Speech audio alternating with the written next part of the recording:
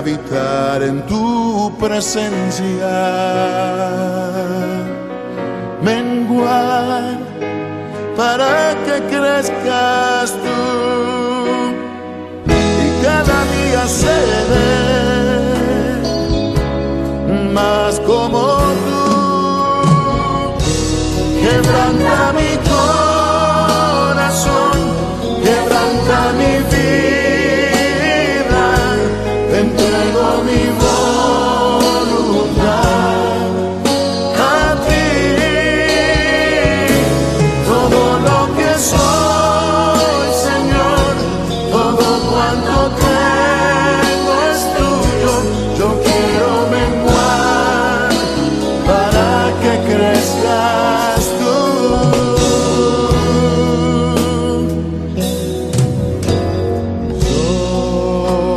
Yo quiero más de ti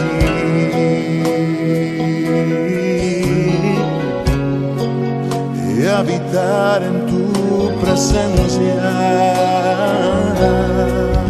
menguar para que crezcas tú y cada día seré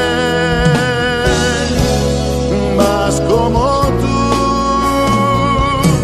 Quebranta mi corazón, quebranta mi vida, te entrego mi voluntad a ti. Todo lo que soy, Señor, todo cuanto tengo es tuyo. Yo quiero menguar para que crezcas tú. Quebranta mi corazón, Quebranta mi vida, transfórmame entrego mi voz a ti, Señor, a ti. solo a ti. Todo lo que soy, Señor, Todo cuanto tengo es tuyo. Yo quiero menguar para que crezcas tú. Yo quiero menguar para que crezcas tú. Yo quiero menguar para que crezcas tú, Jesús.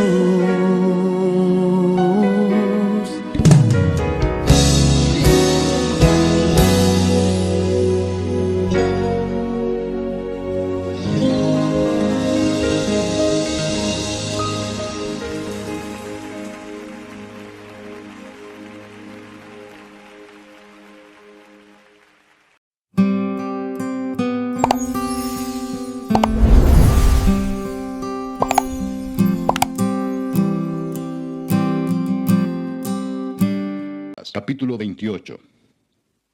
Huye el impío sin que nadie lo persiga, mas el justo está confiado como un león.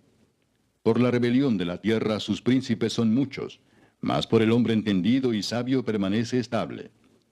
El hombre pobre y robador de los pobres es como lluvia torrencial que deja sin pan. Los que dejan la ley alaban a los impíos, mas los que la guardan contenderán con ellos. Los hombres malos no entienden el juicio, mas los que buscan a Jehová entienden todas las cosas. Mejor es el pobre que camina en su integridad que el de perversos caminos y rico. El que guarda la ley es hijo prudente, mas el que es compañero de glotones avergüenza a su padre. El que aumenta sus riquezas con usura y crecido interés, para aquel que se compadece de los pobres las aumenta. El que aparta su oído para no oír la ley, su oración también es abominable. El que hace errar a los rectos por el mal camino, él caerá en su misma fosa, mas los perfectos heredarán el bien.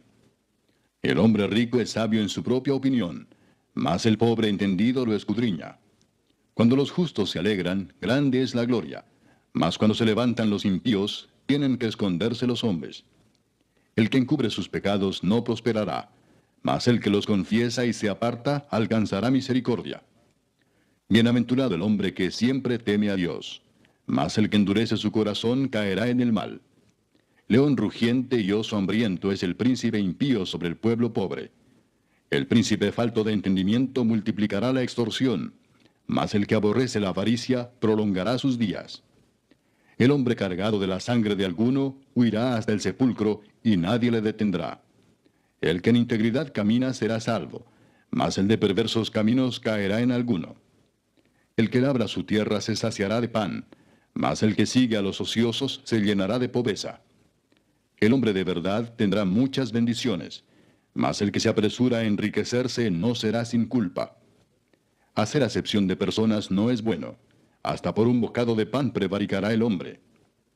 Se apresura a ser rico el avaro y no sabe que le ha de venir pobreza.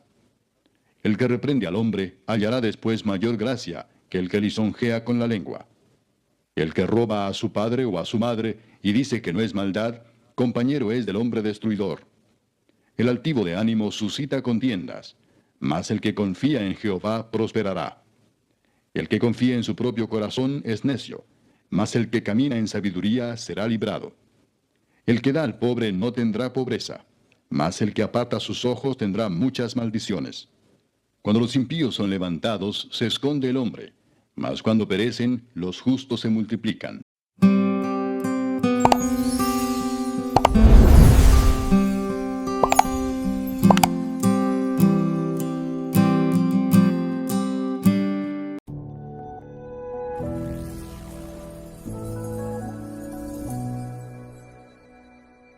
El día de hoy tenemos el capítulo 28 delante de nosotros.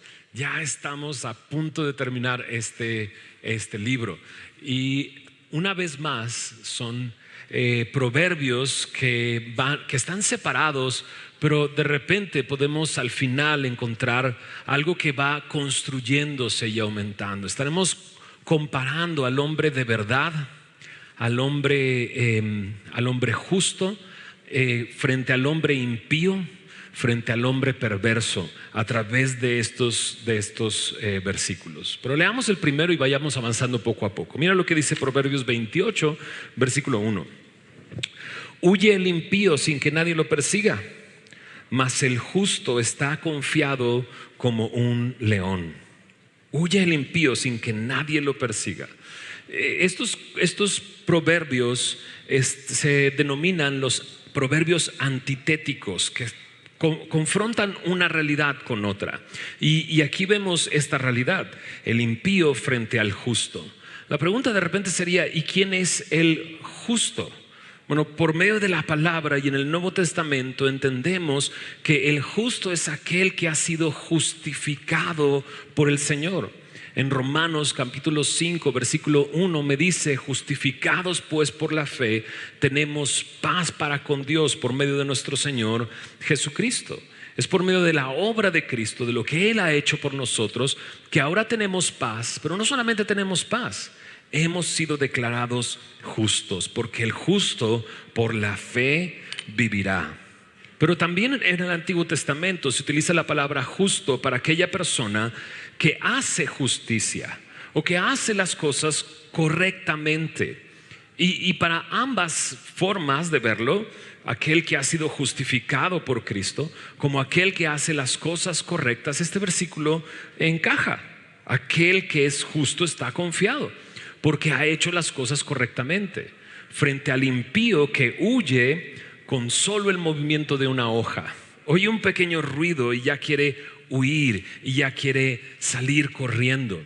En Génesis capítulo 3 vemos al primer hombre y ahí nos podemos reflejar todos nosotros, porque llega un momento en que Dios creó al hombre y a la mujer y tenía una relación íntima con ellos, una relación en la que caminaban juntos y platicaban y hablaban. Había una relación perfecta, pero llega el pecado y todo cambia. Mira lo que dice en Génesis capítulo 3 versículo 8 al 10. Génesis capítulo 3 versículo 8 al 10 dice: después de haber pecado, dice, oyeron la voz de Jehová Dios que se paseaba en el huerto al aire del día, y el hombre y la mujer, ¿qué dice ahí? Se escondieron. Se escondieron de la presencia de Jehová Dios entre los árboles del huerto. Mas Jehová Dios llamó al hombre y le dijo: ¿dónde estás tú? ¿No? Y no es que Dios no supiera dónde estaba, sino que el hombre necesita saber dónde está. Y él respondió: oí tu voz en el huerto y tuve miedo, porque estaba desnudo y me escondí. El pecado genera culpa, la culpa genera miedo. Pero tengo una gran noticia. Cuando tú crees en el Señor Jesús y Él te justifica al quitar la culpa, hay confianza en Dios. Ya no confianza en tu propia justicia, sino en la justicia recibida por Dios. Una conciencia culpable siempre va a tener desconfianza. Una conciencia culpable ve a las otras personas y piensa que la están engañando. Una conciencia culpable hace que con un solo sonido corras y te escondas. Ahora yo sé, aquí no hay puro chavito. Dices: ay, pastor, pues ¿cómo me ves? ¿No? Ya estamos algunos grandecitos, ¿verdad? Y algunos ya no nos espantamos tanto, aun cuando pecamos. Pero la Biblia me dice que llega un momento en que nuestra conciencia puede quedar cauterizada y ya no nos invita a la reflexión, sino que seguimos en pecado. Y veremos un poco ese reflejo en diferentes versículos el día de hoy. Pero quédate con esto en mente. El justo, dice aquí, está confiado como un león. Versículo 2: por la rebelión de la tierra sus príncipes son muchos, mas por el hombre entendido y sabio permanece estable. Por la rebelión hay muchos príncipes, ¿no? Y sin duda en la historia de Israel, estos son los proverbios de ¿quién? ¿Recuerdas? De Salomón. Pero estamos en la sección donde los hombres de Ezequías, ¿verdad?, compilaron estos proverbios. Y sin duda para el tiempo de Salomón quizás no era una realidad, pero para el tiempo de Ezequías sí. ¿Qué cosa?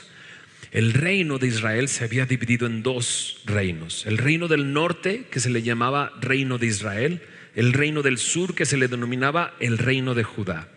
Y en el reino del norte había tantos cambios de reyes porque había rebeldía en contra de Dios, y muchos de ellos morían muy jóvenes.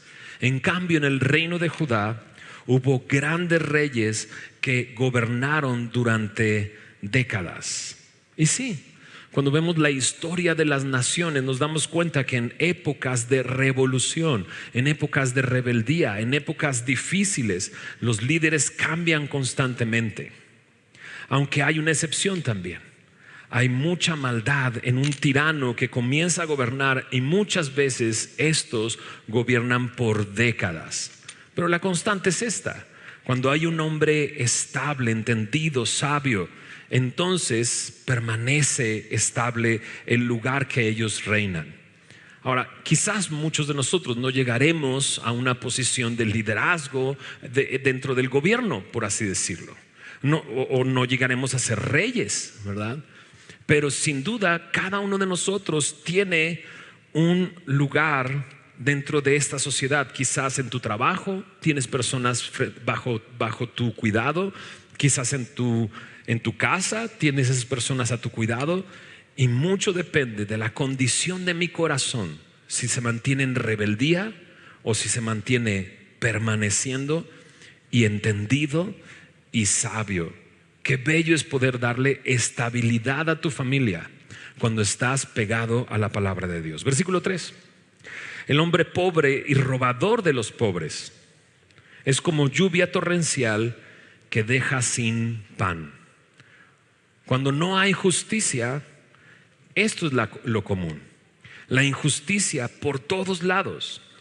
Y algunas veces se perpetúa la injusticia. Y muchos de los que están gobernando, porque aquí me habla de eso, el pobre que roba a otro pobre.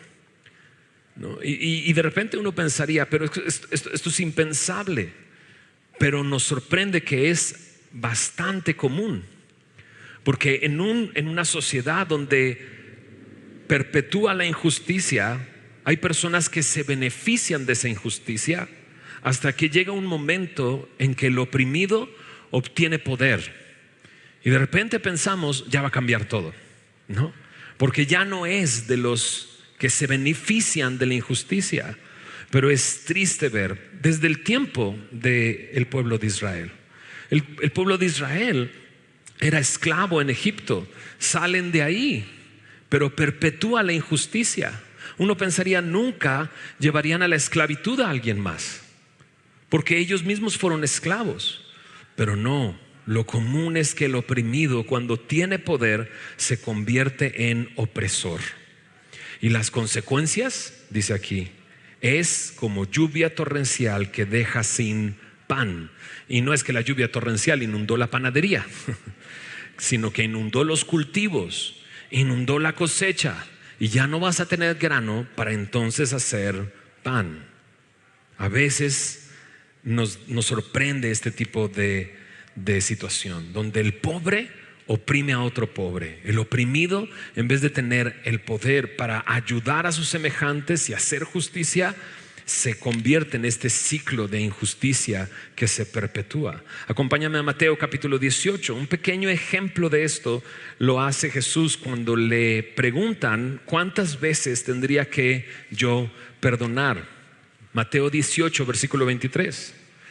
Dice: por lo cual el reino de los cielos es semejante a un rey que quiso hacer cuentas con sus siervos. Y comenzando a hacer cuentas, le fue presentado uno que le debía 10,000 talentos. En una versión más sencilla se traduce esto como 60 millones de monedas de plata. Imagínate la cantidad que adeudaba esta persona. El rey lo comienza a hacer cuentas, le presentan a este y dice en el verso 25: a este, como no pudo pagar, ordenó su señor venderle y a su mujer e hijos y todo lo que tenía para que se le pagase la deuda. Entonces aquel siervo postrado le suplicaba diciendo: Señor, ten paciencia conmigo y yo te lo pagaré todo. El señor de aquel siervo, movido a misericordia, ¿qué hizo? Le soltó y le perdonó la deuda. Pero saliendo aquel siervo halló a uno de sus consiervos que le debía 100 denarios. En esa misma traducción se traduce esto como 100 monedas de plata. ¿Qué son 60 millones de monedas de plata frente a 100 monedas de plata? Pero él dice ahí, haciéndose de él, le ahogaba y le decía: págame lo que me debes. Entonces su consiervo, postrándose a sus pies, le rogaba diciendo: ten paciencia conmigo y yo te lo pagaré todo. Mas él no quiso, sino fue y le echó en la cárcel hasta que pagase la deuda. ¿A poco no te produce un rollo así de no puede ser? O sea, pero si te acaban de perdonar, ¿qué es lo que necesitaríamos para no convertirnos en oprimidos que se convierten en opresores? Buena pregunta, ¿verdad? Yo considero que esto es lo que necesitamos: un nuevo corazón. Porque sin un nuevo corazón, estos instintos que llevaron a los opresores a oprimirte están en ti y van a surgir en el momento en que tengas poder. Necesitamos un nuevo corazón. Necesitamos ser justificados por Dios. Versículo 4, otro proverbio más. Los que dejan la ley alaban a los impíos, mas los que la guardan contenderán con ellos. Qué reales son esos proverbios, ¿no es así? Es sorprendente, eso para nuestros tiempos. Y más esto que está aquí, dejar la ley. Bueno, ¿la ley de qué me habla? Bueno, la ley podría referirse a la ley de Moisés, la Torá. Pero para nosotros en el Nuevo Testamento tenemos toda la escritura y creemos que toda ella es inspirada por Dios y útil. Es la palabra de Dios, es el aliento de Dios. Bueno, aquí me dice que cuando se deja la ley, se alaba a los impíos, pero los que la guardan, la palabra de Dios, contenderán con ellos. Piensa en esto.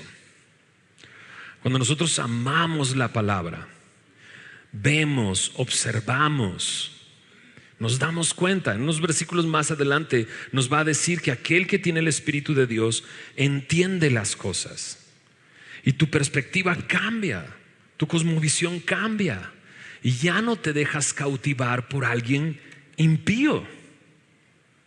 Pero si te das cuenta, en una sociedad como en la que vivimos, donde no se toma en cuenta la palabra de Dios, donde no hay un amor por la palabra, donde hay donde cada vez se alejan más de la voluntad de Dios, donde no hay palabra, no hay revelación, y sin revelación todo es relativo, y lo moralmente relativo pronto es aceptado, y no solamente aceptado, sino alabado. Ok, lo voy a repetir, ok. Sin la palabra de Dios no hay una revelación de quién es Dios y lo que es correcto moralmente, lo que Dios espera de nosotros. Y sin revelación, entonces todo es relativo. ¿Qué es lo que está bien y qué es lo que está mal? Pues es relativo. ¿Qué es para ti lo que está bien? Y lo que es para ti bien, pues está bien. Y entonces lo relativo hace que pronto sean situaciones, circunstancias aceptadas y más adelante alabadas. Se alaban patrones de conducta misóginos. ¿No es así? Por favor, ¿sí están aquí conmigo? Sí, se alaban patrones misóginos. Compositores de música que ven a la mujer y la objetivizan, que literalmente la utilizan, que le ordenan qué hacer a la mujer en actos totalmente depravados, son alabados y se le dan premios y se le aplaude. Cuando se deja la ley, todo se convierte en relativo y comenzarás a alabar al tirano. O sea, ¿por qué hay gente que oprime a los pueblos y la gente los sigue alabando? Y es que como no hay ley y como no hay revelación, nada más ves un aspecto de esa persona y dices, pero es que él no roba, ¿no? Y él no hace las cosas como otros. Y entonces comienzas a alabarlo, pero es un tirano, ¿no? O déjame poner este ejemplo. Y eso sucede allá en el norte, de donde soy yo. Allá en el norte, entonces sonó bien raro, ¿verdad? Allá en el norte, ¿no? Son pueblos que de repente son gobernados por el narco. Literal, ya no hay. Nos sucedió algo muy curioso. Fuimos a predicar con algunos chicos a Chihuahua hace el año pasado. Y estábamos ahí y de repente dice el chofer que nos llevaba, ¿se han dado cuenta que no hay placas en los autos? Y nosotros así de, uy, nadie trae placas. Y dices, eso está terrible. O sea, nadie sabe de quién es el coche y si te atropellan, ¿qué onda? ¿No? Y entonces dice, ¿y ha notado que no hay policía? Y nosotros, oh.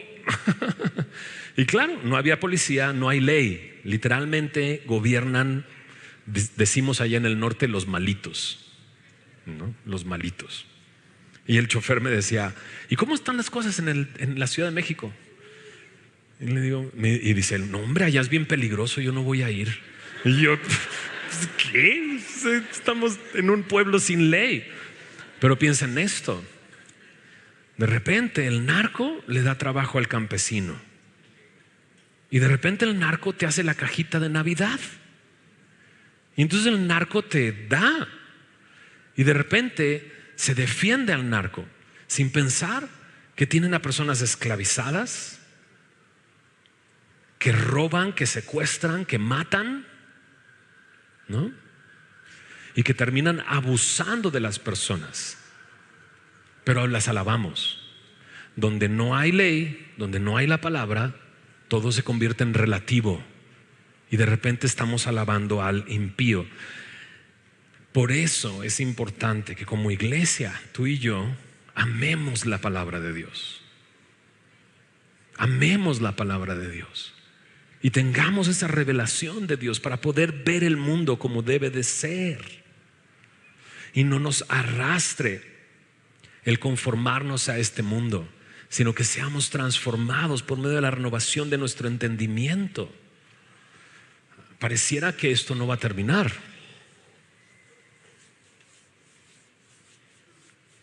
¿No? Sigamos, versículo 5. Los hombres malos no entienden el juicio, mas los que buscan a Jehová entienden todas las cosas. En la NTV se traduce este versículo así: los malvados no comprenden la justicia, pero los que siguen al Señor la entienden a la perfección. Aquí hay algo que se confronta, ¿verdad? Estos no entienden y estos entienden. Y de repente, tristemente, nos parecemos más a los malvados que no comprenden la justicia. ¿Has escuchado a una persona decir: no es justo? Es que no es justo. Y si de repente te pones a pensar y tratas de llegar a la conclusión de ¿por qué no es justo? Pues porque no es bueno para mí, porque no me beneficia a mí. Entonces tu concepto de justicia está completamente equivocado, porque no necesariamente lo que es justo te va a beneficiar, porque estamos ciegos por nuestros prejuicios y nuestras pasiones. Pero el que sigue al Señor entiende a la perfección lo que es justo, ¿no? Entonces, ¿qué sería justo? Que estuviéramos muertos, ¿estás de acuerdo? Porque nuestro pecado nos lleva a la muerte. ¿Y quién es justo? Justo es Dios. Entonces, mientras más amo la palabra, hay revelación y entiendo. Mientras más sigo al Señor, puedo comprender quién soy yo y cómo suceden las cosas a mi alrededor. En 1 Corintios 2, versos 14 y 15, distingue a dos hombres: el hombre natural, que no puede entender, frente al hombre espiritual, que todo lo entiende, dice en la traducción del lenguaje actual. Una vez más, creo que necesitamos un nuevo corazón para poder entender. En 1 de Juan, capítulo 2, versos 20 y 27, se habla de la unción del santo. Y aquel que ha recibido la unción, dice, entonces su espíritu nos enseña y nos ayuda a entender. La unción es una referencia para hablar del Espíritu Santo. Y claro, aquel que ha nacido de nuevo y cree en el Señor y sigue al Señor y es lleno de su Espíritu, puedo entender lo que está sucediendo a mi alrededor. Y no voy a actuar como aquel malvado que dice: no es justo, porque no me beneficia a mí. Versículo 6. Mejor es el pobre que camina en su integridad que el de perversos caminos y rico. Básicamente esto me está diciendo que la integridad es mejor que las riquezas.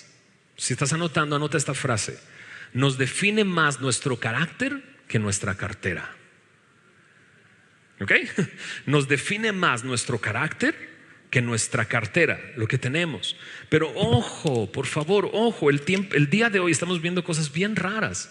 Muchos amigos ya se volvieron bien raros. Bien raros. O sea, bien raros. Utilizando palabras bien extrañas, ¿no? Y acusando y atacando a personas de una manera muy extraña. Por favor, ojo. No quiere decir que todo pobre es íntegro, ¿ok? Y que todo rico es perverso, porque hay pobres perversos o perversos pobres o como sea. No importa exacto, no se altera el producto. Exactamente, ¿entendiste? No quiere decir que todo pobre es íntegro y que todo rico es perverso, porque hay pobres perversos y hay ricos íntegros. Necesitamos entender que lo que nos define es nuestro carácter, no si tenemos o no tenemos. ¿Ok? Verso 7. El que guarda la ley es hijo prudente, mas el que es compañero de glotones avergüenza a sus padres. El que guarda, una vez más, ¿verdad? Ya nos dijeron acá que aquel que guarda la ley entiende, ¿no? Y no alaba al impío, sino contiende con ellos. Ahora me dice que aquel que guarda la ley es un hijo prudente, pero lo compara con esto, con aquel que es compañero de glotones y que la consecuencia es avergüenza a su padre. ¿De quién eres amigo? ¿Quién es el que te acompaña? ¿Te rodeas más de glotones o de aquellos que son un ejemplo para ti?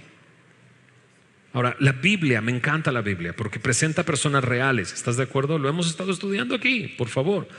O sea, no me está pintando aquí personas perfectas. ¿Estás de acuerdo? Está llena de personas bien extrañas, pero que la neta sí me gustarían como amigos. Porque aun cuando no son perfectos, creen en aquel que puede transformar sus vidas y aquel que les da fe para vencer. Aquellos que se convencen de que son débiles y que su única fortaleza está en el Señor. Pero compara a esos con los glotones. ¿De quién te acompañas? De gente que es llevada por sus pasiones. La palabra glotón aquí habla de una persona desenfrenada o desordenada. De hecho, me recordó Primera de Pedro, capítulo 4, versículo 3 y 4. Cuando nosotros creemos en el Señor, sucede esto. Primera de Pedro 4, versículo 3 y 4. Baste ya el tiempo pasado para haber hecho lo que agrada a los gentiles, andando en lascivias, concupiscencias, embriagueces, orgías, disipación y abominables idolatrías. A estos les parece cosa extraña que vosotros no corráis con ellos en el mismo desenfreno de disolución y os ultrajan. Esta persona, la que está describiendo Pedro, es una persona que ha dejado a un lado a los glotones y ha decidido comenzar una nueva vida en Cristo. ¿De quién te rodeas? ¿Quiénes te acompañan? Personas que no tienen freno, que no tienen orden. Es el momento de decir, basta ya el tiempo pasado para el desenfreno. Necesito conocer la voluntad de Dios y convertir a aquellos que no son perfectos, pero que han confiado en el Señor, en mis amigos. Versículo 8. El que aumenta sus riquezas con usura y crecido interés, para aquel que se compadece de los pobres, las aumenta. Ese es un versículo bastante extraño. En el tiempo de la ley se consideraba que no estabas siendo empático con tus connacionales cuando tú comenzabas a ganar dinero a través de poner excesivos intereses. Si tu hermano estaba en necesidad, no ibas a hacer eso una manera para tú enriquecerte. Y está en la ley, en el libro de Números y en el libro de Deuteronomio. Pero este versículo de repente dice algo extraño. Aquel que aumenta sus riquezas de esta manera, al final Dios lo acomoda todo. En la NTV dice así: los ingresos que se obtienen por cobrar altos intereses terminan en los bolsillos del que trata bien a los pobres. Y me encanta pensar en eso. Ese hombre está queriendo enriquecerse a costa de oprimir a los demás, pero ese hombre ni siquiera se da cuenta que hoy en la noche van a tocar su puerta y le van a decir: es momento, es momento del juicio. ¿Y qué va a pasar con todo lo que tenías? ¿Okay? Versículo 9. El que aparta su oído para no oír la ley, su oración también es abominable. Ya hemos visto a varios, ¿verdad? Apartándonos de la palabra, dejando la ley. Ahora aquí me dice: aquel que aparta su oído para no oír la ley, su oración es abominable. Y debemos de entender, y esto lo entendemos a través del discipulado, ¿verdad? De Navegantes 1. Si no has tomado Navegantes 1, toma Navegantes 1. Y Navegantes 1 te enseñan que la oración y la palabra tienen que estar pegadas. O sea, es un conjunto, no puedes separarlo. La palabra y la oración van de la mano. Cuando yo voy a la palabra, mi oración tiene que ser una respuesta a lo que yo escucho en la palabra de Dios.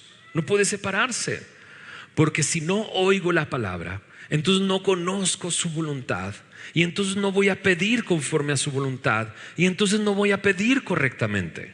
En Santiago capítulo 4 verso 3, si tú estás batallando con que Dios no te contesta una oración, anota este versículo, Santiago capítulo 4 verso 3. Dice ahí, pides y no recibes, porque pides, ¿de qué manera? Mal. ¿Para qué? Para gastar en tus deleites.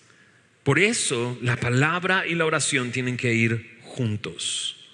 Cuando yo no oigo la palabra y no conozco su voluntad, pediré con orgullo y pensaré que Dios es Santa Claus. Oye, pero si me he portado bien, ¿por qué no me has dado mi regalo? ¿No? Cuando Dios no es Santa Claus, Dios es Dios y no hay otro como Él. Lo mejor es que estas dos cosas estén unidas, la palabra y la oración. Versículo 10. El que hace errar a los rectos por el mal camino, él caerá en su misma fosa, mas los perfectos heredarán, dice, el bien. Ya lo hemos escuchado en otras ocasiones. El que pone la trampa generalmente cae en la trampa. Y esto es para tener nosotros cuidado. Por un lado, tener cuidado de ¿qué? De hacer pecar al que está caminando con el Señor. Ay, pastor, pero eso no sucede en la iglesia. Uy, si te contara. Entonces, ojo, necesitas entender que este lugar está lleno de pecadores. Y todos así de, ¿en serio? Sí, necesitamos del Señor, necesitamos de Cristo, por eso estamos aquí. ¿O qué?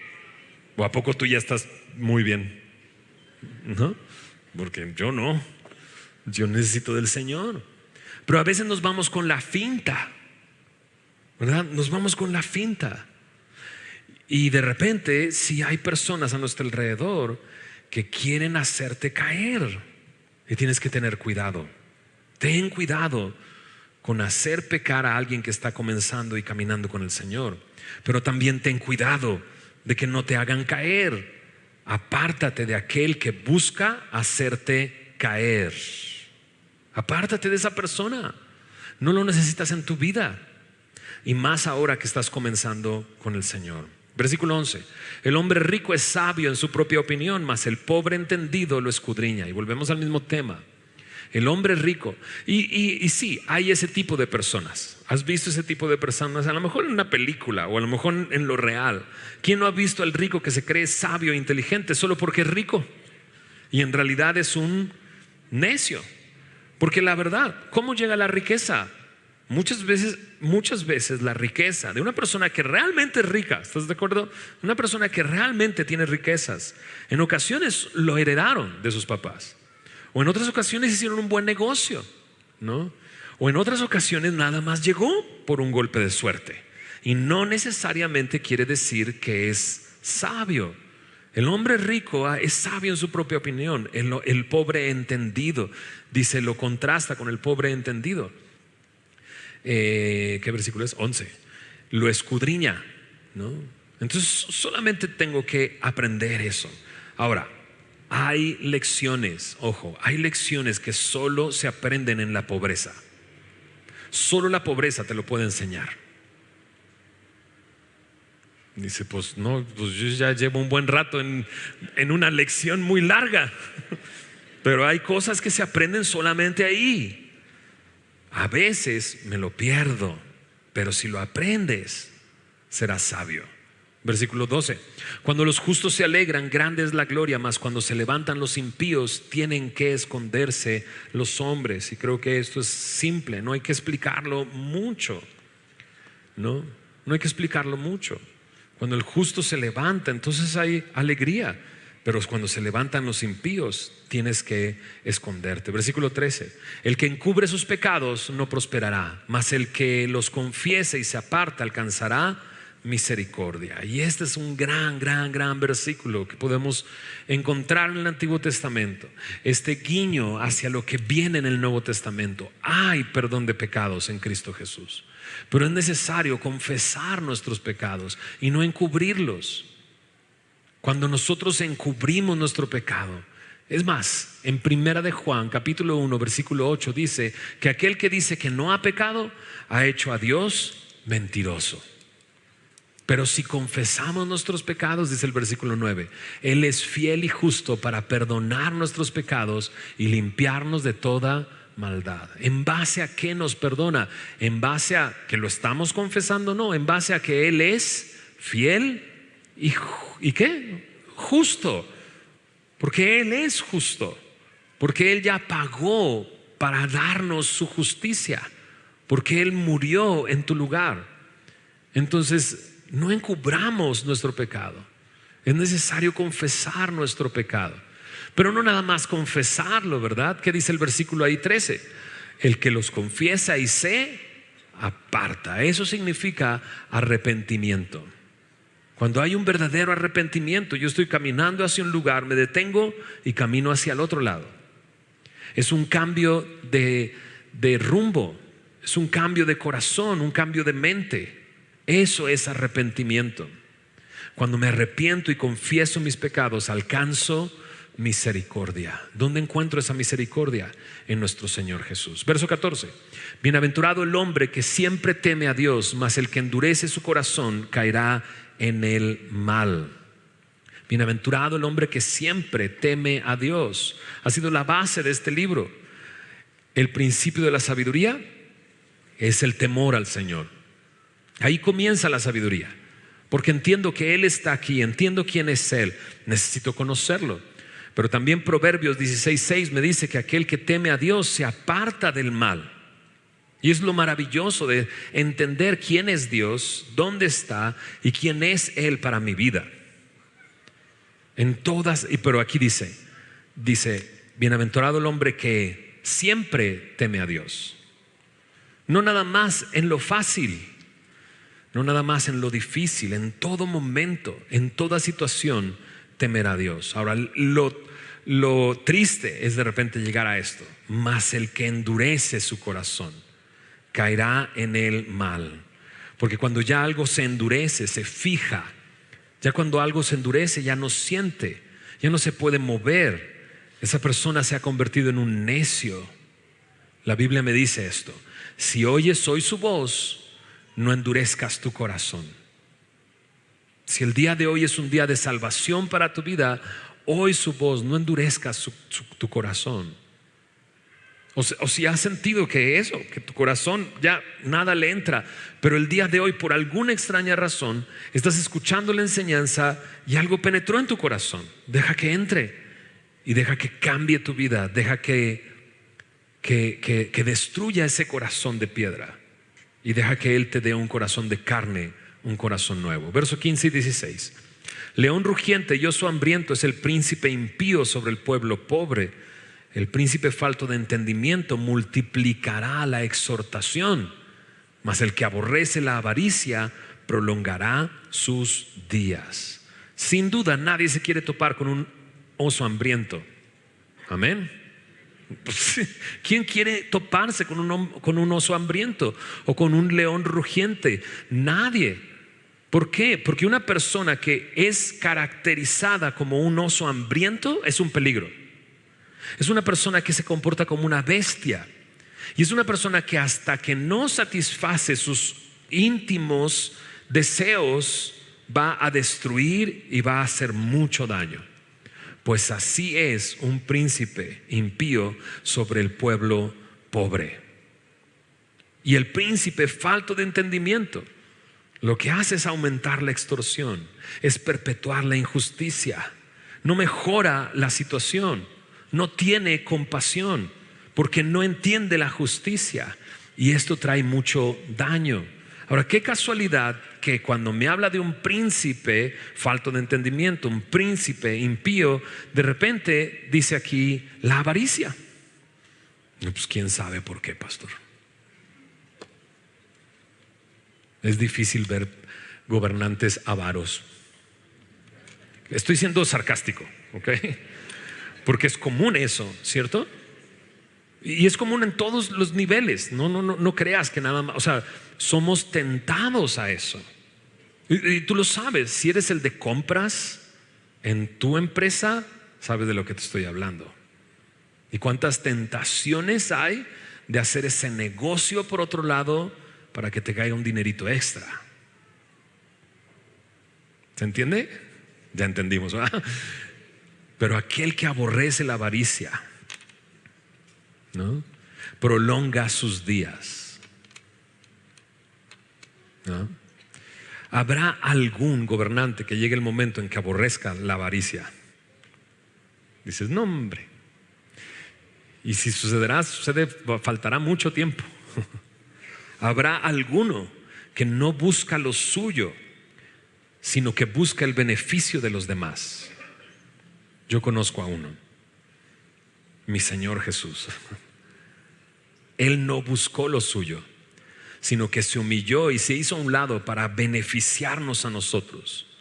Y ese Jesús que nos ha dado justicia ha prometido regresar para reinar un reino de justicia y paz. Ese es el que estamos esperando. Ese es el que anhela nuestro corazón. Versículo 17 dice ahí: el hombre cargado de la sangre de alguno huirá hasta el sepulcro y nadie lo detendrá. Aquí me habla de asesinato, quitar la vida. Aquel que lo hace toma lo que le pertenece solamente a Dios. Derramar sangre de otro te carga y te agobia. Pero ¿puede Dios cambiar el destino de una persona que ha asesinado a 1, a 10, a 15, a 20 hombres, o que se ha olvidado de cuántos ha matado? Lo que yo encuentro en el Nuevo Testamento es que sí. Nada más pregúntale a Pablo, porque Pablo era un perseguidor y por lo menos vemos dando el voto de aprobación para el asesinato de Esteban. Pero Dios lo transformó y lo hizo su hijo, su apóstol. Y sin duda en este mundo hay hombres que han sido transformados por el poder de Dios. Pero esto no se acaba.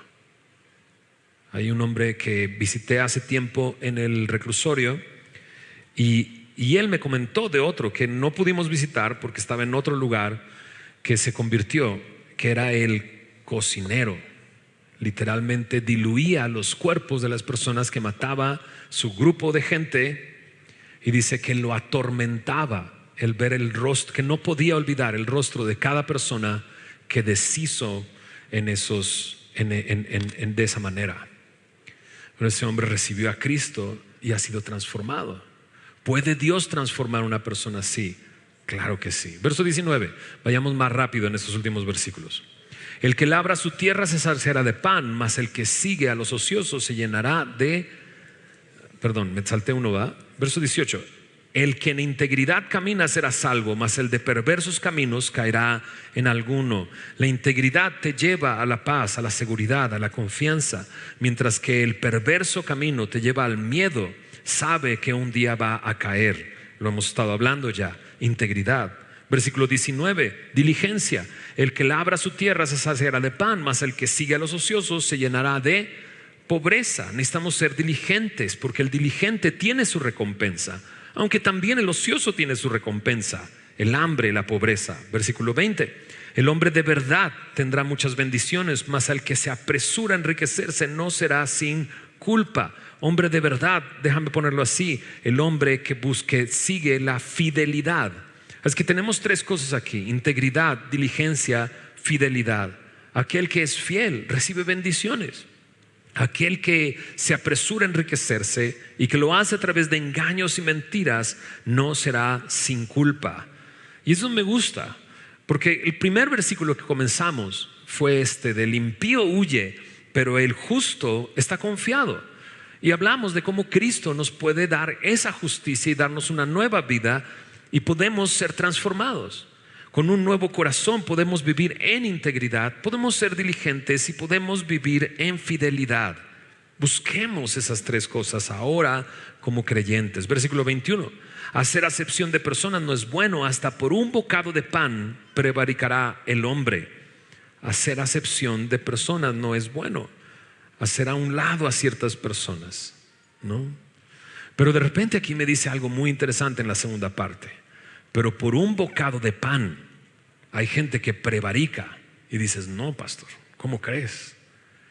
¿Qué pedazo de pan te puede convencer de dejar de ser íntegro, de dejar de ser fiel, de dejar la imparcialidad? No, solamente piénsalo. Porque hay gente, e incluso me lo ha dicho a mí personalmente, todos tienen un precio, pon el precio, Fermín, me lo han dicho. Y yo así de no, ¿cuál es el precio que tienes? Porque puede llegar un momento en que ahí ese es el bocado de pan por el cual yo prevaricaría. Se está poniendo muy serio esto, ¿verdad? Pídele al Señor que te muestre si pueden llegarte al precio. Y si pueden llegarte al precio, pídele al Señor: Señor, quiero que tú seas lo que eres, suficiente para mí. ¿Ok? Verso 22 dice ahí: se apresura a ser rico el avaro y no sabe que le ha de venir la pobreza. Guardaos de toda avaricia. Lo mencioné hace unos momentos. Está en Lucas 12, verso 15 al 21. De este hombre avaro que ve que sus graneros se están quedando cortos de toda la abundancia que tiene, y entonces dice: derribaré mis graneros, haré graneros más grandes. Pero de repente dice: pero no te das cuenta que hoy en la noche viene el Señor y te dice: ven a casa. ¿Y de quién será todo lo que posees? Versículo 23 dice ahí: el que reprende al hombre hallará después mayor gracia que el que lisonjea con la lengua. Es mejor animarte a venir con el hermano y decirle: oye, creo que esto no está bien, a llegar con ese hermano y lisonjearlo nada más. Versículo 24: el que roba a su padre y a su madre y dice que no es maldad, compañero es del hombre destructor. ¿No? Imagínate llegar a ese momento de justificar que le robas a tus papás. Ahora o sea, ya no pongas papás ahí. Pon a tu jefe, pon a tu empleador, pon a la empresa en donde trabajas. Ay, no pasa nada. Cuidado, porque estás siendo compañero de hombres destructores. Verso 25: el altivo de ánimo suscita contiendas, mas el que confía en Jehová prosperará. Y aquí el tema continúa, porque en la NTV lo traduce así: la avaricia provoca pleitos, confiar en el Señor resulta en prosperidad. ¿Cuál es el mejor antídoto para la avaricia? Confiar en el Señor. Verso 26: el que confía en su propio corazón es necio, mas el que camina en sabiduría será librado. ¿Cómo será caminar en sabiduría? Yo creo que caminar en sabiduría se ve yendo a su palabra y permaneciendo en su palabra y conociendo quién es Dios. Y me encanta, porque aun cuando esté esclavizado, dice Jesús, pero aquel que permanece en la palabra, dice, conocerá la verdad y la verdad lo hará libre. Entonces dejemos de confiar en nuestro propio corazón, eso es necedad. Caminemos en sabiduría en su palabra y seamos libres. Verso 27: el que da al pobre no tendrá pobreza, mas el que aparta sus ojos tendrá muchas maldiciones. Y aquí me habla de dar voluntariamente, pero también de dar de manera secreta. Dios prospera a una persona que ve al pobre. Dice el verso 28 para terminar: cuando los impíos son levantados, se esconde el hombre, mas cuando perecen los justos se multiplican. Cuando el impío gobierna, cuidado, vas a tener que esconderte. Pero llegará un momento en que dice aquí que perecen, y en ese momento los justos se multiplicarán. Muy bien, ¿qué capítulo? ¿Estás de acuerdo conmigo? ¿Qué capítulo? Mucho más que meditar, ¿verdad? Si tienes la oportunidad de volver a escuchar el mensaje, vuelve a escuchar y anota aquellas cosas que Dios te ha revelado, que tú tienes que enfrentar o considerar o reflexionar. Recuerda que su palabra siempre nos enseña, nos redarguye, nos corrige y nos instruye. Y a veces no nos gusta que nos redargullan. Esas son las cosas que nos revuelven el estómago y dices: ay, me está hablando a mí o le está hablando al vecino. Y dices: no, te está hablando a ti, ¿verdad? Es Dios el que quiere mostrarte en qué estás equivocado. Y tampoco nos gusta mucho que nos corrijan. Amén. No nos gusta mucho que nos corrijan, pero la palabra de Dios tiene el poder para corregirnos. Pero Dios tiene un propósito para redarguirnos y corregirnos, para enseñarnos e instruirnos. Que el hombre de Dios esté enteramente preparado para toda buena obra. Recuerda, semilla, que tu vida cristiana no la vives aquí. Aquí es fácil vivir tu vida cristiana. ¿Cómo está, hermano? ¿Qué onda, hermano? ¿Qué onda? Y ya, lo difícil es vivir nuestra vida allá afuera. Pero ¿cómo puedo estar preparado? Atendiendo a su palabra y dejando que me enseñe, me redarguya, me corrija, me instruye, y estaré preparado para toda buena obra allá donde Dios me está llamando. Porque allá afuera está nuestro llamado, de cada uno de nosotros. Creo definitivamente que una persona cristiana puede hacer la diferencia. ¿Estás de acuerdo conmigo? Mi pastor tenía un cuadro en el baño, pues sí, en el baño.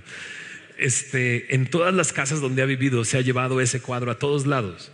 Y es un cuadro donde hay una colonia, ¿no? Y la colonia está en blanco y negro, pero hay 5 casitas de color, ¿no? Y ya sabes a qué se refiere, ¿verdad? Seamos luz del mundo, seamos sal de la tierra. Deja que Dios haga su obra en ti.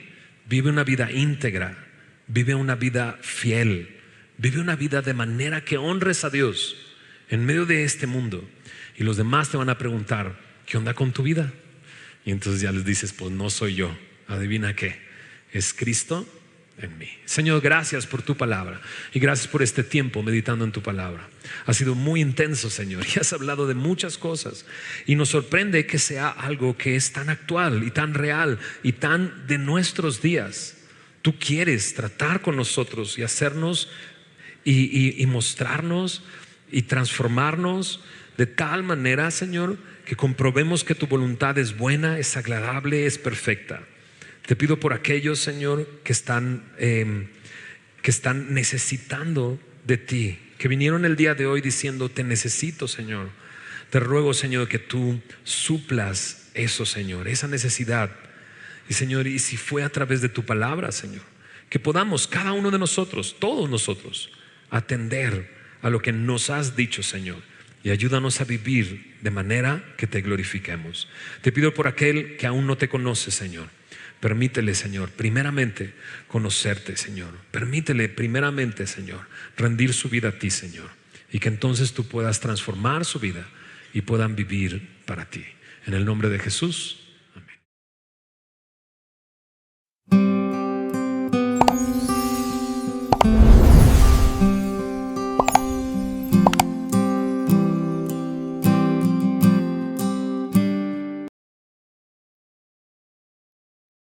Los libros de Primera y Segunda de Samuel. En nuestras Biblias modernas, estos son 2 libros separados, pero esa división es simplemente por la longitud del rollo.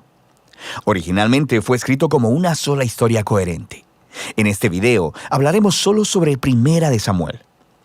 Después de que Israel fue rescatado de la esclavitud en Egipto, ellos hicieron un pacto con Dios en el monte Sinaí y eventualmente llegaron a la tierra prometida. Y ahí se suponía que Israel fuera fiel a Dios y obedeciera los mandamientos del pacto. Antes del libro de Samuel, el libro de Jueces mostró cómo Israel falló completamente en cumplir esa tarea. Fue un tiempo de caos moral y mostró la necesidad que tenía Israel de líderes sabios y fieles. El libro de Samuel provee una respuesta a esa necesidad. La historia del libro de Samuel se enfoca en 3 personajes principales.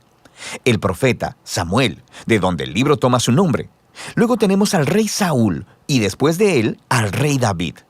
Los 3 hicieron que Israel pasara de ser un grupo de tribus gobernado por jueces a un reino unificado gobernado por el rey David en Jerusalén. Y el libro de Samuel tiene un diseño fascinante que entreteje la historia de estos 3 personajes en 4 partes principales.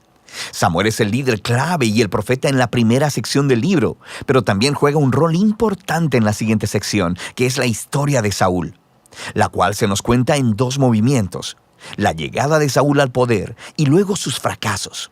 Y la segunda parte trata sobre su caída y su trágica muerte.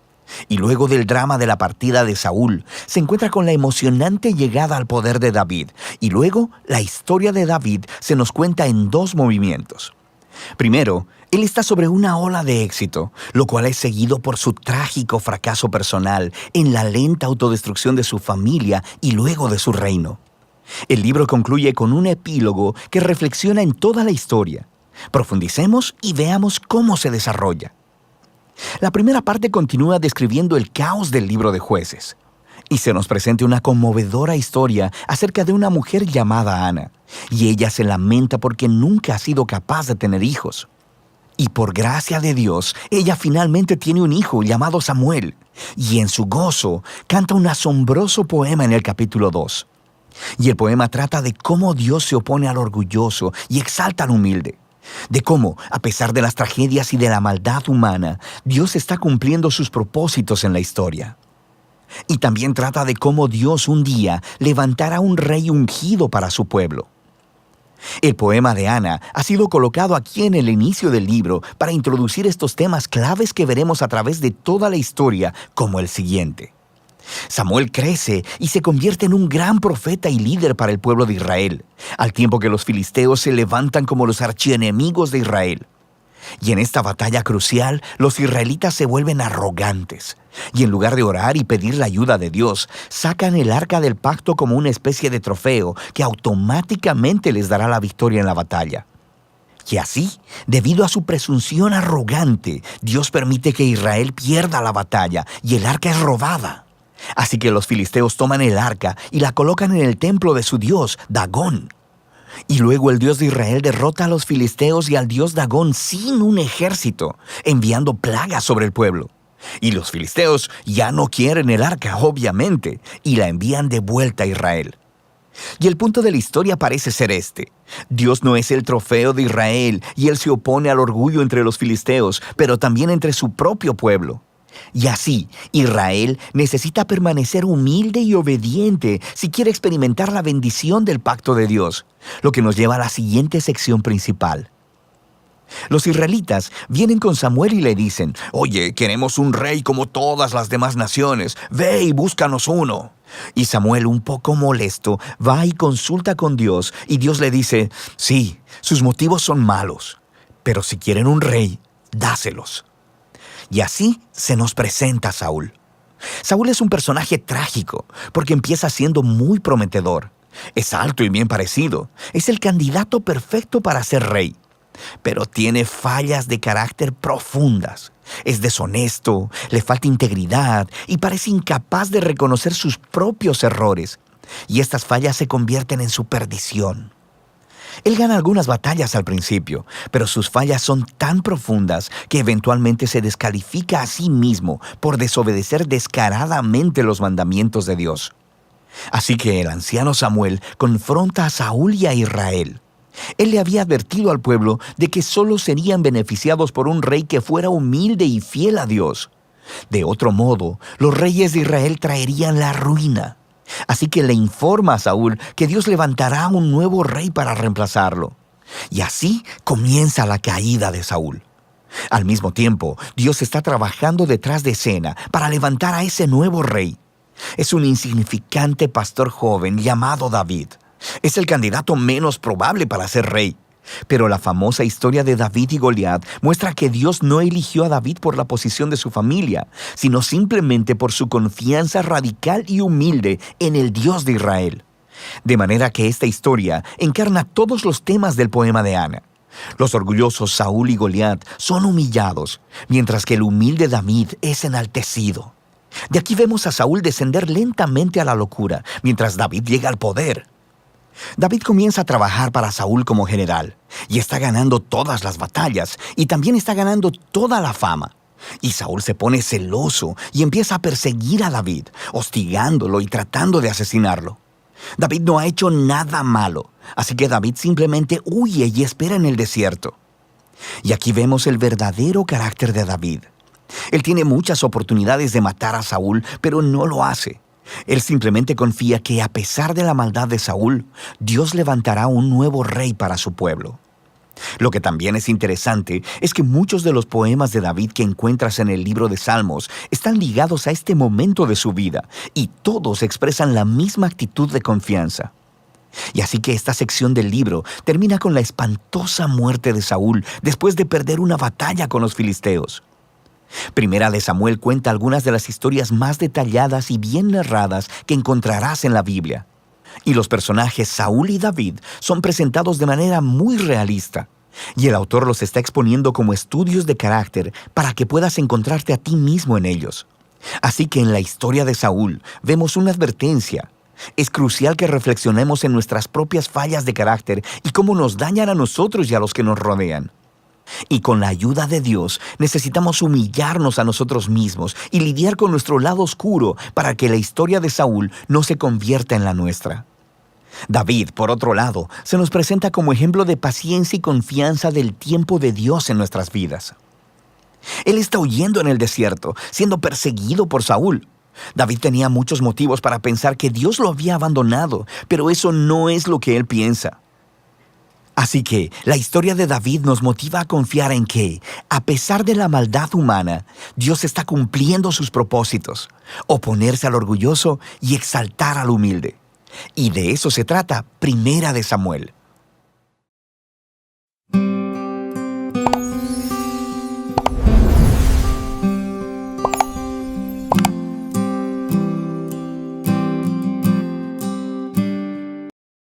El primer libro de Samuel, capítulo 4. Y las palabras de Samuel llegaban a todo el pueblo de Israel. En aquel tiempo, Israel estaba en guerra con los filisteos. El ejército israelita acampaba cerca de Ebenezer y los filisteos estaban en Afec. Los filisteos atacaron al ejército de Israel y lo derrotaron matando a 4,000 hombres. Terminada la batalla, las tropas se retiraron a su campamento y los ancianos de Israel se preguntaban: ¿Por qué permitió el Señor que los filisteos nos derrotaran? Después dijeron: Traigamos de Silo el arca del pacto del Señor. Si la llevamos con nosotros a la batalla, nos salvará de nuestros enemigos. Así que enviaron hombres a Silo para que trajeran el arca del pacto del Señor de los ejércitos celestiales, quien está entronizado entre los querubines. Los hijos de Elí, Ofni y Finés, también estaban allí con el arca del pacto de Dios. Cuando los israelitas vieron que el arca del pacto del Señor llegaba al campamento, su grito de alegría fue tan fuerte que hizo temblar la tierra. ¿Qué estará pasando? Se preguntaron los filisteos. ¿Qué es todo ese griterío en el campamento de los hebreos? Cuando les dijeron que era porque el arca del Señor había llegado al campamento, entraron en pánico. ¡Los dioses han llegado a su campamento! ¡Esto es un desastre! ¡Esto es un desastre! ¡Nunca antes nos hemos enfrentado a algo así! ¡Socorro! ¡Socorro! ¿Quién podrá librarnos de los dioses poderosos de Israel? Son los mismos dioses que destruyeron a los egipcios con plagas cuando Israel estaba en el desierto. ¡Filisteos! ¡Peleen como nunca antes! Si no lo hacen, seremos esclavos de los hebreos, así como ellos han sido esclavos nuestros. ¡Peleen como hombres! ¡Peleen como hombres! ¡Hombre! ¡Como hombre! Así que los filisteos pelearon con desesperación y de nuevo derrotaron a Israel. La matanza fue grande. Ese día murieron 30,000 soldados israelitas. Los sobrevivientes dieron la vuelta y huyeron, cada uno a su carpa. Entonces los filisteos capturaron el arca de Dios y mataron a Ofni y a Finés, los 2 hijos de Elí. Un hombre de la tribu de Benjamín corrió desde el campo de batalla y más tarde ese mismo día llegó a Silo. Había rasgado su ropa y echado polvo sobre su cabeza en señal de dolor. Elí esperaba junto al camino para oír noticias de la batalla, pues estaba tan preocupado por la seguridad del arca de Dios que le temblaba el corazón. Cuando llegó el mensajero y contó lo que había sucedido, un clamor resonó por todo el pueblo. ¿A qué se debe todo ese ruido? Entonces, el mensajero corrió a donde estaba Elí, quien tenía 98 años de edad y ya estaba ciego, y le dijo: Acabo de llegar del campo de batalla. Estuve allí hoy mismo. ¿Qué pasó, hijo mío? Israel fue derrotado por los filisteos. Masacraron a la gente. También mataron a sus 2 hijos, Ofni y Finés, y capturaron el arca de Dios. Cuando el mensajero mencionó lo que había sucedido al arca de Dios, Elí cayó de espaldas de su asiento junto a la puerta. Se quebró la nuca y murió, porque era viejo y demasiado gordo. Durante 40 años había sido el juez de Israel. La nuera de Elí, esposa de Finés, estaba embarazada y próxima a dar a luz. Cuando se enteró de que habían capturado el arca de Dios y que su suegro y su esposo habían muerto, entró en trabajo de parto y dio a luz. Ella murió después del parto, pero antes de que muriera, las parteras trataron de animarla. No tengas miedo. Tienes un varón. Pero ella no contestó ni les prestó atención. Al niño le puso por nombre Icabod, que significa ¿dónde está la gloria? Porque dijo, la gloria de Israel se ha ido. Le puso ese nombre porque el arca de Dios había sido capturada y porque murieron su suegro y su esposo. Y luego dijo, La gloria se ha ido de Israel, porque el arca de Dios ha sido capturada.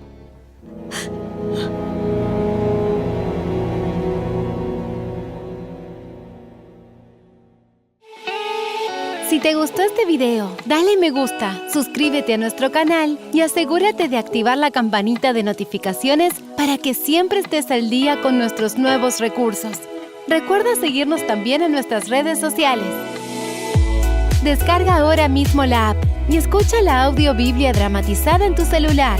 Busca lectura pública de la Biblia en la tienda de tu dispositivo o vea la descripción de este video donde también encontrarás los links de descarga. Para ver el siguiente video, toca el recuadro que aparece en tu pantalla. ¡Hasta pronto!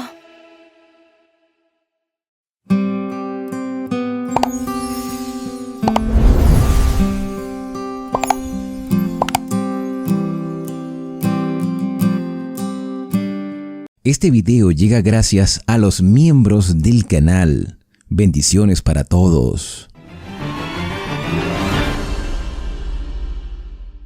El capítulo número 4 del primer libro de Samuel empieza diciendo que la palabra de Samuel iba a todo Israel. Samuel se había diferenciado de los hijos de Elí y Dios le había dado la oportunidad de ser llamado para ser su profeta desde muy joven. A algunas personas se les ha enseñado que este llamado lo recibió Samuel siendo niño. Desde niño Samuel ministró en el santuario, aprendió de Elí, aprendió el significado de los sacrificios y de cada uno de los muebles del santuario, que todo apuntaba hacia el Mesías. Pero yo dudo mucho de que Samuel haya sido un niño cuando recibió el llamado. Creo más bien que era un adolescente, ya casi entrando en la etapa adulta. Podríamos pensar que tendría unos 16 o 17 años. Porque para que un sacerdote pudiese tener el respeto del pueblo, tenía que tener la edad sacerdotal. Un sacerdote fungía en su ministerio entre los 20 a los 50 años de edad. El sumo sacerdote hasta que muriera. Pero los sacerdotes tenían sus cargos ministeriales en la edad viril, de 20 a los 50 años. El llamado ministerial lo recibe Samuel, o el llamado profético, cuando ya era adolescente, casi entrando a la etapa adulta. Por eso concluyo que debía haber tenido entre 16, 17 o posiblemente 18 años.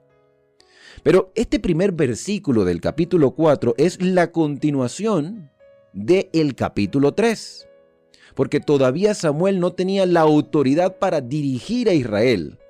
Existía el sumo sacerdote Elí. Samuel había recibido el don profético, pero todavía no tenía autoridad ante el pueblo. Continúa el versículo 1 diciendo que por ese tiempo Israel salió en batalla contra los filisteos porque los filisteos los oprimían. Posiblemente este es el contexto de la muerte de Sansón. Como Sansón había muerto, entonces los filisteos tenían un cierto grado de opresión sobre Israel. O también cabe la posibilidad de que Sansón haya sido en este tiempo capturado por los filisteos. No se da mayor detalle porque el primer libro de Samuel presenta en contexto la vida de Elí como sumo sacerdote y la responsabilidad que estaba recibiendo el propio Samuel. Bueno, resulta ser que Israel sale en batalla para defenderse contra los filisteos y acampó junto a Eben-ezer y los filisteos en Afet. Los filisteos presentaron la batalla a Israel y trabajándose el combate, Israel fue vencido por los filisteos, que hirieron como a 4,000 hombres. Y vuelto el pueblo al campamento, los ancianos de Israel dijeron: ¿por qué nos ha herido el Señor ante los filisteos? Es una pregunta. ¿Por qué? ¿Por qué hemos sido derrotados? ¿Qué está pasando aquí? Y en lugar de buscar a Dios en oración, en lugar de humillarse como hicieron algunos en el pasado, estos hombres deciden ir al santuario, pero no a consagrarse, sino a buscar lo que ellos consideraban el amuleto para obtener las victorias. ¿Cuál era ese amuleto? Según la percepción que ellos tenían para ganar batallas ante los enemigos, el arca del pacto del Señor. El símbolo de la presencia de Dios.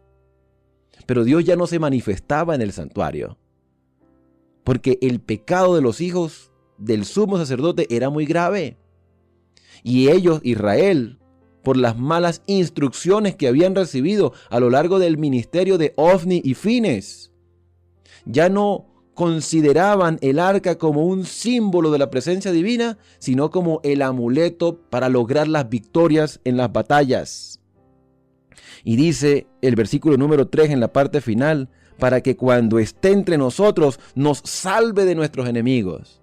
Tenemos el arca que nos ayudó a nuestros padres en los 40 años de peregrinación por el desierto. Esa misma arca que estuvo en el centro del río Jordán y que permitió que Israel pasara en seco por Jordán y nos dieran las tierras de Canaán. Esa arca que fue cargada durante 7 días alrededor de los muros de Jericó y los muros se desplomaron. Si llevamos el arca, entonces obtendremos la victoria. Y eso mismo puede estar pasando hoy en día. Pensamos que las cosas materiales, las estructuras eclesiásticas, el hecho de tener el don profético en nuestro medio, tener la escritura o haber visto las maravillas de Dios en el pasado, nos garantiza ahora las victorias del futuro. Estamos olvidando que las promesas de Dios son condicionales, son seguras pero condicionales. Debe haber un cambio en nuestra vida, tiene que haber un compromiso de pacto, por eso se le llama el arca del pacto, el arca de la alianza. Dios se comprometió en proteger a su pueblo, de cuidarlo, de sustentarlo, pero el pueblo debía manifestar fidelidad. Y la razón por la cual los filisteos, los amonitas, los moabitas y todas esas naciones extranjeras y orientales que acosaban a Israel era por culpa del pecado que había en este tiempo de los jueces. Dice el versículo número 4: y el pueblo envió a Silo y trajeron el arca del pacto del Señor Todopoderoso, asentado entre querubines, y los 2 hijos de Elí, Ofni y Fines, estaban allí con el arca del pacto. Estos degenerados, como ya no le daban valor a las cosas espirituales que estaban dentro del santuario, ellos se creían que tenían la autoridad del cielo y tenían el poder de Dios porque estaba el arca. Cuando el arca del pacto del Señor llegó al campamento, todo Israel gritó con grande júbilo que la tierra tembló. Ahora sí vamos a salir victoriosos. Cuando los filisteos oyeron la voz de júbilo, dijeron: ¿qué voz de gran júbilo es esta en el campamento de los hebreos? Y supieron que habían traído el arca del Señor. Los filisteos se asustaron. Si los israelitas tenían tanta seguridad de que el arca les iba a dar la victoria, los filisteos se habían asustado porque también conocían la historia que está registrada en los libros de Moisés. Ahí está registrada la historia. Versículo del 7 al 9 dice: y los filisteos tuvieron miedo porque decían: Dios ha venido al campamento. Y agregaron, ¡ay de nosotros! Antes no fue así. ¡Ay de nosotros! ¿Quién nos librará de estos dioses fuertes? Nótese que los filisteos consideraban los muebles del santuario como dioses. El altar del sacrificio, la fuente de bronce, el candelabro de 7 brazos, la mesa de los panes, o sea, todo lo que estaba dentro del santuario, para los filisteos, en la mente de los filisteos, eran dioses. Porque ellos, como paganos, eran politeístas. Ellos tenían muchos dioses. Y consideraban que la lucha de los pueblos era la lucha de los dioses. Y el Dios más fuerte le daría la victoria al pueblo. Entonces ellos se sintieron atemorizados. ¿Por qué? Porque ellos escucharon todo lo que esos dioses en su mente, porque es un solo Dios, que obraba a través de los símbolos del santuario. Dios con todo su poder obraba. Y dice, estos son los dioses que hirieron a Egipto con toda plaga en el desierto. O sea que los filisteos no eran ignorantes de lo que había sucedido en el pasado, pero decidieron tomar la determinación de esforzarse. Dice, esforzaos filisteos y sed hombres para no servir a los hebreos, como ellos nos han servido a nosotros. Sed hombres y pelead. Pelearon pues los filisteos e Israel fue vencido y huyeron cada cual a su tienda y fue hecha una gran mortandad, pues cayeron 30,000 hombres de Israel. No era el hecho de tener el arca, era que la presencia de Dios ya no estaba con Israel. Dios no los instó a batallar, Dios no les prometió que los iba a acompañar en esa batalla porque ellos no consultaron al Señor. No consultaron, no se entregaron al Señor para escuchar su voluntad. Primero porque los sacerdotes no estaban tampoco dispuestos a enseñarla porque estaban totalmente desorientados. Y para colmo del asunto, para añadirle más tragedia al asunto, el arca de Dios fue tomada y fueron muertos los 2 hijos de Eli, Ofni y Fines. Con respecto a esto, en el libro Patriarcas y Profetas hay un comentario importantísimo. Dice que los filisteos realizaron un asalto feroz que provocó la derrota de todo Israel y se hizo una gran carnicería. 30,000 hombres murieron. Y la instrucción que este capítulo presenta en la página 572 dice, cuanto mayor sea el conocimiento de la voluntad de Dios, tanto mayor será el pecado de los que la desprecien. Había caído sobre Israel la calamidad más horrorosa que pudo haber ocurrido. El arca de Dios había sido tomada y estaba ahora en posesión del enemigo. La gloria se había apartado ciertamente de Israel cuando fue quitado de su medio el símbolo de la presencia del Señor y de su poder. Con esta sagrada arca iban asociadas las revelaciones más maravillosas de la verdad y del poder de Dios. En tiempos anteriores se había logrado victorias milagrosas siempre que ella aparecía. La cubría la sombra de las alas de los querubines de oro y la gloria indecible de la Shekinah, símbolo visible del Dios Altísimo, había descansado sobre ella en el lugar santísimo, pero ahora no había traído la victoria, no había sido una defensa en esta ocasión y había luto por doquiera en Israel. No se había comprendido que su fe era tan solo una fe nominal y que habían perdido su poder de prevalecer con Dios. La ley de Dios contenida en el arca era también un símbolo de su presencia, pero ellos, Israel, habían escarnecido los mandamientos, habían despreciado sus exigencias y agraviado al Espíritu de Dios al punto de haberse alejado de entre ellos. Mientras el pueblo obedeció los santos preceptos, el Señor estuvo con él para obrar en su beneficio mediante su poder infinito, pero cuando miró al arca sin asociarla con Dios, ni honró su voluntad revelada obedeciendo a su ley, no les fue dada más ayuda que un cofre cualquiera. Consideraba el arca como las naciones idólatras consideraban a sus dioses, como si ella poseyera en sí misma los elementos del poder y la salvación. Transgredía la ley que ella contenía, pues su misma adoración del arca la llevó al formalismo, a la hipocresía y a la idolatría. Su pecado lo había separado de Dios y él no podía darle la victoria antes que se arrepintiera y abandonaran su iniquidad. No bastaba que el arca y el santuario estuvieran en medio de Israel. No bastaba que los sacerdotes ofrecieran sacrificios y que los del pueblo se llamaran los hijos de Dios. El Señor no escucha las peticiones de quienes albergan iniquidad en el corazón. Está escrito: la oración le es abominable al que aparta su oído para no escuchar la ley. Proverbios 28:9. No era mantener la forma de culto, no era tener el arca, no era tener el santuario, era vivir de acuerdo a la voluntad del Señor. Y esa misma circunstancia la puede hoy estar viviendo la iglesia. Tú y yo tenemos los mandamientos, sabemos que el sábado es el día del Señor, tenemos el espíritu de profecía, tenemos una estructura eclesiástica sólida, pero eso no nos garantiza a nosotros que estemos haciendo la voluntad de Dios. La voluntad de Dios se vive cada día. Podemos tener la falsa seguridad de decir: estoy en la iglesia verdadera. Pero la pregunta real es: ¿estoy yo siendo yo de manera personal la iglesia verdadera?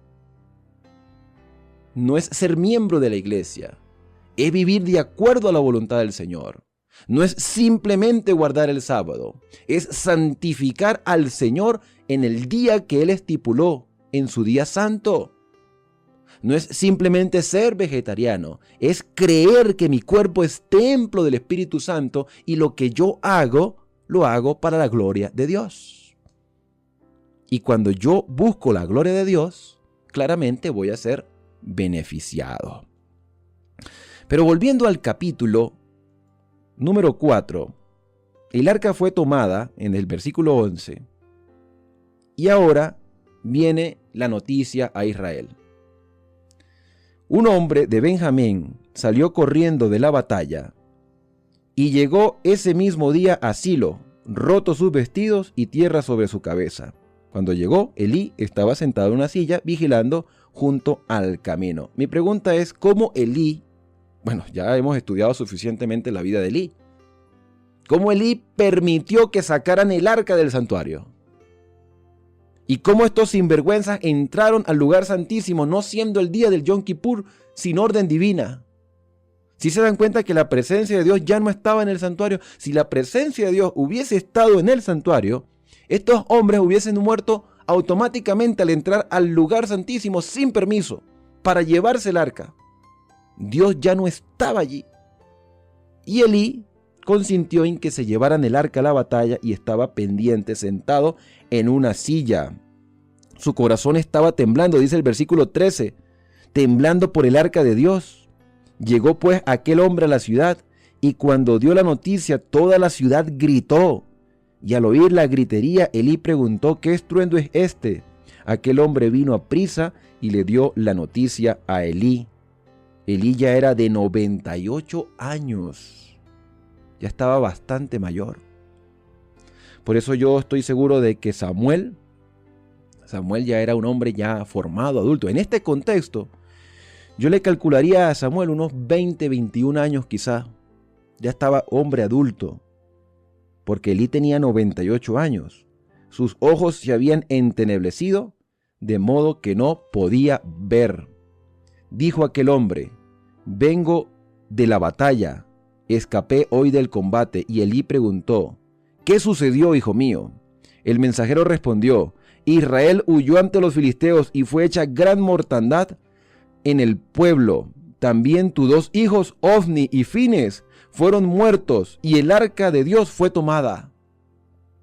Cuando él mencionó el arca de Dios, Elí cayó hacia atrás de la silla impresionado, al lado de la puerta, y se le quebró la cerviz y murió porque era anciano y pesado, robusto, era gordo, comía mucha carne. Había juzgado a Israel durante 40 años. Durante 40 años Israel no solo fue oprimido por las naciones paganas, enemigos, filisteos o los que hayan azotado a Israel durante ese tiempo, sino que tenía a un sacerdote negligente durante 40 años. Yo titularía este capítulo de Samuel como la triste historia de Elí, un hombre que nació para prestar un servicio a Dios, un hombre que nació en una posición privilegiada, pero que murió de la manera más terrible y sufrió en los últimos años la desaprobación de Dios, y aún así no se arrepintió de su negligencia. Yo no sé exactamente lo que había en la mente de Elí, pero su manifestación descrita allí en la Biblia muestra que hasta el último momento Elí no consultó a Dios. ¿En qué momento uno ve a Elí orando? ¿En qué momento uno ve a Elí consultando a Dios? No aparece en ninguna oportunidad. Bueno, este capítulo concluye diciendo que su nuera, la esposa de Fines, estaba encinta, cerca de dar a luz. O sea, este hombre tenía relaciones ilícitas con mujeres dentro del santuario, pero estaba casado. O se casó con una de estas mujeres, no lo sabemos. Lo cierto es que la mujer estaba embarazada, y al oír que el arca de Dios había sido tomada y muerto su suegro y su esposo, se inclinó del dolor y dio a luz, porque los dolores le vinieron de repente. Al tiempo en que ella moría, los que la atendían le dijeron: no temas, has de engendrar un hijo. Pero ella no respondió ni prestó atención, porque se estaba muriendo. Y en su último aliento llamó al niño Icabob, que significa sin gloria. Era tanta la tristeza de esta mujer que su última palabra fue sin gloria, y así llamaron a este pobre niño, diciendo: se ha ido la gloria de Israel. Quedó huérfano, se murió el papá, se le murió la mamá, se le murió el abuelo, quedó sin gloria. Un niño abandonado, diciendo: se ha ido la gloria de Israel, porque el arca de Dios había sido tomada y muertos sus suegros y su esposo. Dijo pues: se ha ido la gloria de Israel, porque el arca de Dios ha sido tomada. Por cierto, ¿qué habrá pasado con Ícabo en el futuro? La Biblia no lo dice. No sabemos si sobrevivió, no sabemos si creció, no sabemos si Samuel lo adoptó. No, la Biblia no dice nada de Ícabo. Queda esa incógnita. Lo cierto es que Dios se había apartado de su pueblo porque su pueblo había sido desobediente. Pero en medio de toda esta circunstancia aparece un remanente fiel, Samuel, quien ahora se encargaría de orientar a Israel. Ya se había muerto Elí, se habían muerto sus hijos, quizás eran los únicos hijos que tenía. De Icabob no se sabe más nada, así que las riendas, la responsabilidad de Israel cayó sobre un hombre que desde niño aprendió a respetar a Dios. Dios siempre va a tener fieles, y tú y yo hoy podemos ser esos fieles del Señor. Hoy podemos ser ese remanente, porque hoy, tanto tú como yo, tenemos la responsabilidad de comenzar de nuevo, de dirigir nuestro hogar, de ayudar a nuestra iglesia para ser una luz ante las demás naciones. Y eso claramente es un mensaje de esperanza. Hoy hay esperanza para ti, hay esperanza para mí, hay esperanza para tu iglesia, hay esperanza para esta sociedad que está desviada completamente de lo que Dios ha establecido. Pero la decisión la tomamos en este momento, tú y yo. Nadie puede tomar una decisión por ti y nadie puede tomar una decisión por mí.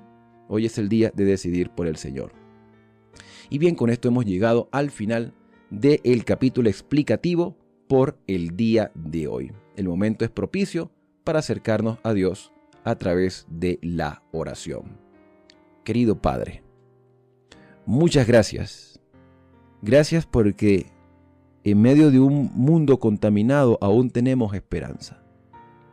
La iglesia puede estar cometiendo errores, pero hoy podemos ser el remanente que ayude a la iglesia a comenzar a obedecer correctamente los mandamientos que tú has establecido.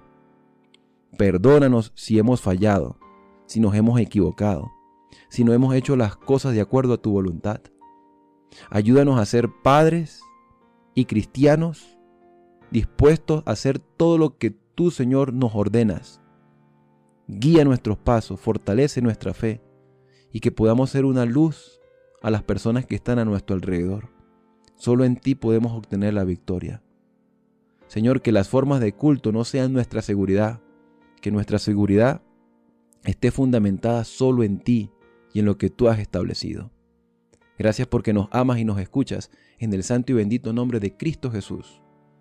Amén. Bien, y ahora al despedirnos, decimos a cada uno: Dios te bendiga y te guarde.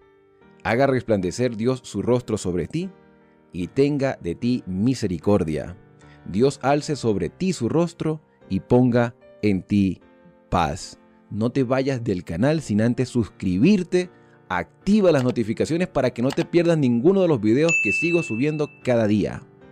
Yo soy Alexander Suárez y será hasta mañana, cuando volveremos con más temas de esperanza aquí en el canal de las Sagradas Escrituras.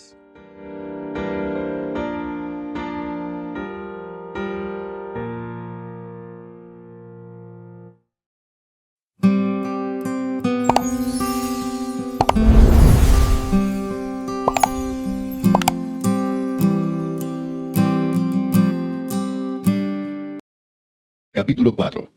Y Samuel habló a todo Israel. Por aquel tiempo salió Israel a encontrar en batalla a los filisteos, y acampó junto a Ebenezer, y los filisteos acamparon en Afec. Y los filisteos presentaron la batalla a Israel, y trabándose el combate, Israel fue vencido delante de los filisteos, los cuales hirieron en la batalla en el campo como a 4,000 hombres. Cuando volvió el pueblo al campamento, los ancianos de Israel dijeron: ¿Por qué nos ha herido hoy Jehová delante de los filisteos? Traigamos a nosotros de Silo el arca del pacto de Jehová, para que viniendo entre nosotros nos salve de la mano de nuestros enemigos. Y envió el pueblo a Silo, y trajeron de allá el arca del pacto de Jehová de los ejércitos, que moraba entre los querubines. Y los 2 hijos de Elí, Ofni y Finés, estaban allí con el arca del pacto de Dios. Aconteció que cuando el arca del pacto de Jehová llegó al campamento, todo Israel gritó con tan gran júbilo que la tierra tembló. Cuando los filisteos oyeron la voz de júbilo, dijeron: ¿Qué voz de gran júbilo es esta en el campamento de los hebreos? Y supieron que el arca de Jehová había sido traída al campamento. Y los filisteos tuvieron miedo porque decían: ha venido Dios al campamento. Y dijeron: ay de nosotros, pues antes de ahora no fue así. Ay de nosotros, ¿quién nos librará de la mano de estos dioses poderosos? Estos son los dioses que hirieron a Egipto con toda plaga en el desierto. Esforzaos, oh filisteos, y sed hombres, para que no sirváis a los hebreos como ellos os han servido a vosotros. Sed hombres y pelead. Pelearon pues los filisteos, e Israel fue vencido, y huyeron cada cual a sus tiendas. Y fue hecha muy grande mortandad, pues cayeron de Israel 30,000 hombres de a pie. Y el arca de Dios fue tomada, y muertos los 2 hijos de Elí, Ofni y Finés. Y corriendo de la batalla un hombre de Benjamín, llegó el mismo día a Silo, rotos sus vestidos y tierra sobre su cabeza. Y cuando llegó, he aquí que Elí estaba sentado en una silla vigilando junto al camino, porque su corazón estaba temblando por causa del arca de Dios. Llegado pues aquel hombre a la ciudad, y dadas las nuevas, toda la ciudad gritó. Cuando Elí oyó el estruendo de la gritería, dijo: ¿qué estruendo de alboroto es este? Y aquel hombre vino a prisa y dio las nuevas a Elí. Era ya Elí de edad de 98 años, y sus ojos se habían oscurecido, de modo que no podía ver. Dijo pues aquel hombre a Elí: yo vengo de la batalla, he escapado hoy del combate. Y Elí dijo: ¿qué ha acontecido, hijo mío? Y el mensajero respondió diciendo: Israel huyó delante de los filisteos, y también fue hecha gran mortandad en el pueblo. Y también tus 2 hijos, Ofni y Finés, fueron muertos, y el arca de Dios ha sido tomada. Y aconteció que cuando él hizo mención del arca de Dios, Elí cayó hacia atrás de la silla al lado de la puerta, y se desnucó y murió, porque era hombre viejo y pesado. Y había juzgado a Israel 40 años.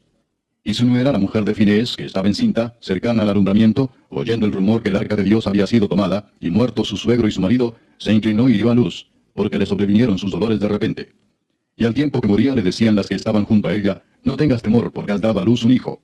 Mas ella no respondió, ni se dio por entendida. Y llamó al niño Icabod, diciendo: traspasada es la gloria de Israel, por haber sido tomada el arca de Dios, y por la muerte de su suegro y de su marido. Dijo pues: traspasada es la gloria de Israel, porque ha sido tomada el arca de Dios.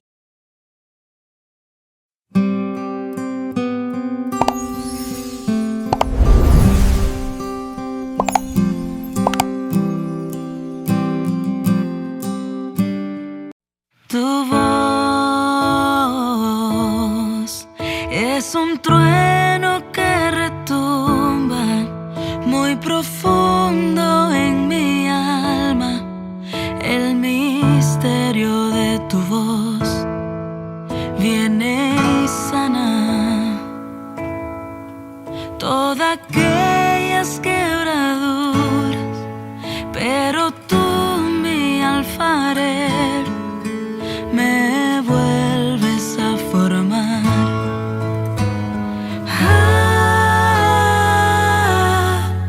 Me moldeas con tu voz.